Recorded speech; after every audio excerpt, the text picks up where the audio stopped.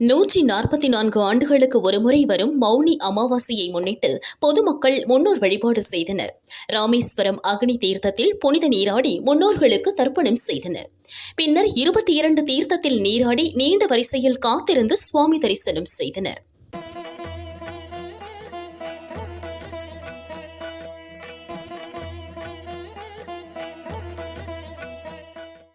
குற்றாலம் மெயினருவியில் புனித நீராடி ஏராளமான பொதுமக்கள் முன்னோருக்கு தர்ப்பணம் செய்தனர்.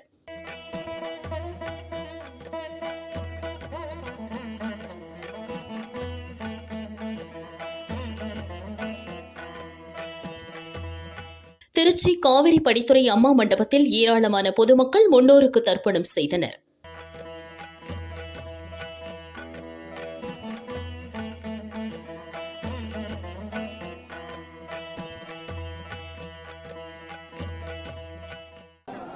இந்த காவேரி நதியானது ஸ்ரீரங்கத்தில் மாலையாக பாவித்து இந்த இடத்தில் இரு கரைகளும் புரண்டு ஓடிக்கொண்டிருக்கின்றது.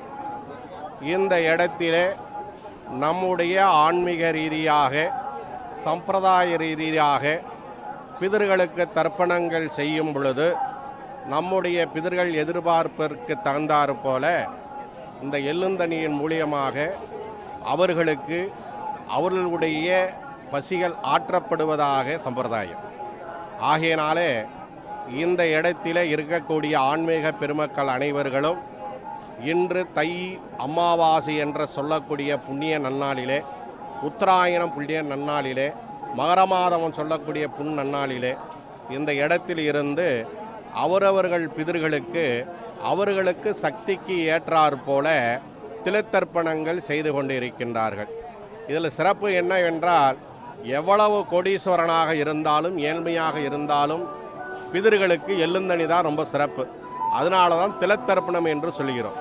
அதனால் இந்த இடத்துல அவர்களுக்கு தகுந்தாற் போல ஏழை பணக்காரன் இல்லாமல், சாதி மத வேறுபாடுகள் இல்லாமல் இந்த இடத்திலே அவரவர்கள் பிதர்களுக்கு அவரவர்கள் சக்திக்கு தகுந்தாற் போல இந்த இடத்தில் பிதர்களுக்கு திலத்தர்ப்பணமும் செய்து கொண்டிருக்கின்றார்கள்.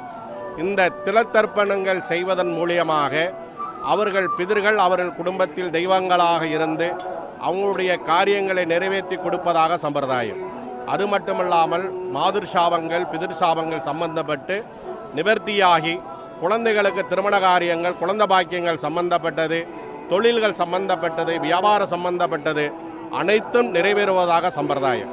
ஆயினாலே அவரவர்கள் சக்திக்கு ஏற்றாற் போல இந்த இடத்திலே ஆன்மீக பெருமக்கள் பிதர்களுக்கு தர்ப்பணம் செய்து கொண்டிருக்கின்றார்கள். தேனி பாலசுப்பிரமணியம் சுவாமி கோவிலில் வராக நதிக்கரையில் ஆண் பெண் மருத மரத்திற்கு இடையே பொதுமக்கள் முன்னோர்களுக்கு தர்ப்பணம் கொடுத்தனர்.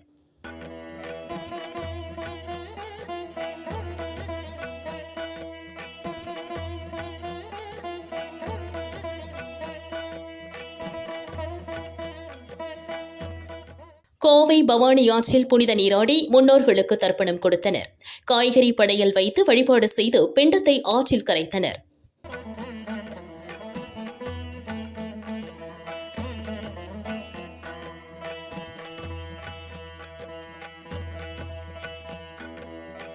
ஒகேனக்கல் காவிரி ஆற்றில் பச்சரிசி தேங்காய் பழம் வைத்து பூஜை செய்து ஆற்றில் சமர்ப்பித்து காவேரி அம்மனை வழிபாடு செய்தனர்.